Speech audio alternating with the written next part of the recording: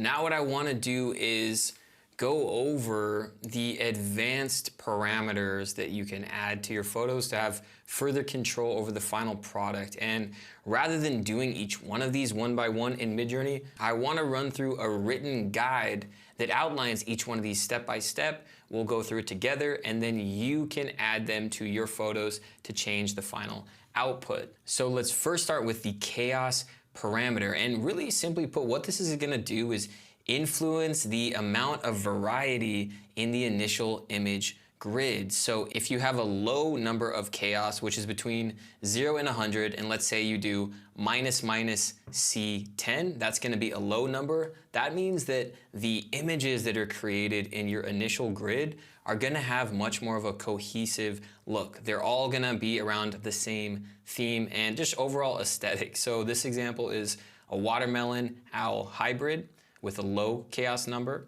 or chaos score. This next one is a high, so let's say minus C50.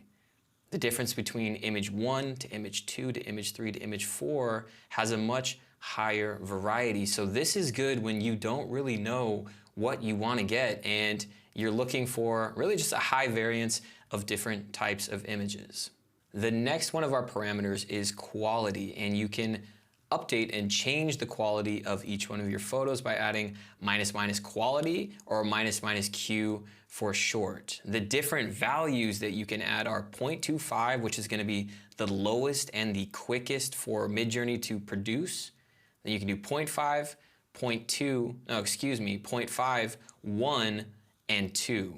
And as an example to explain this, if we go to our prompt here, we typed in woodcut birch forest. And for the example, we did Q 0.25. This is our first example, which is the quickest, less detailed, fastest turnaround time. It says 4 times the speed with 1/4 of the GPU minutes.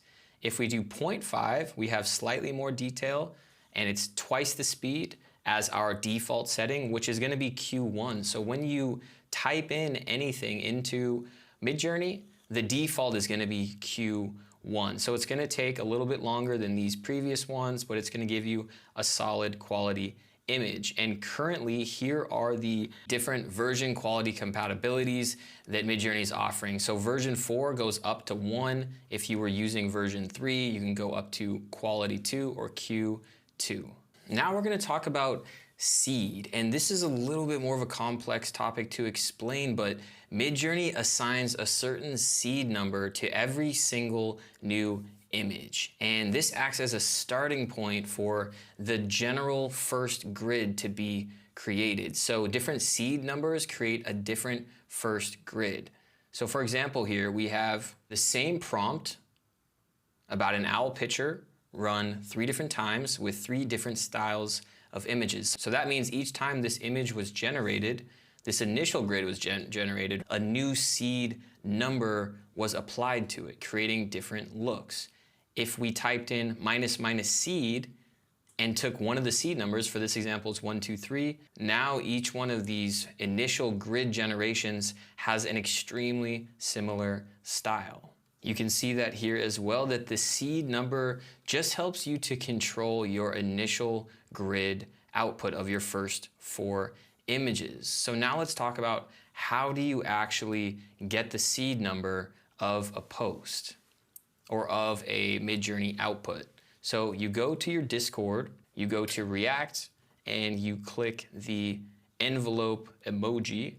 And I know this is a little bit complicated. It's really not for many use cases, but it does then send you your seed number. So this is the actual number that Midjourney generated when I gave it this prompt. And now if I wanted to generate a similar style of images for a future prompt, I can go and I can paste that seed number, and we need to put the correct seed parameter at the beginning. And then we can type in what we did. And doing it this way is going to really control the initial output of our image. Like I said, this is not something you're going to use a lot, but it's nice to know that this is an option.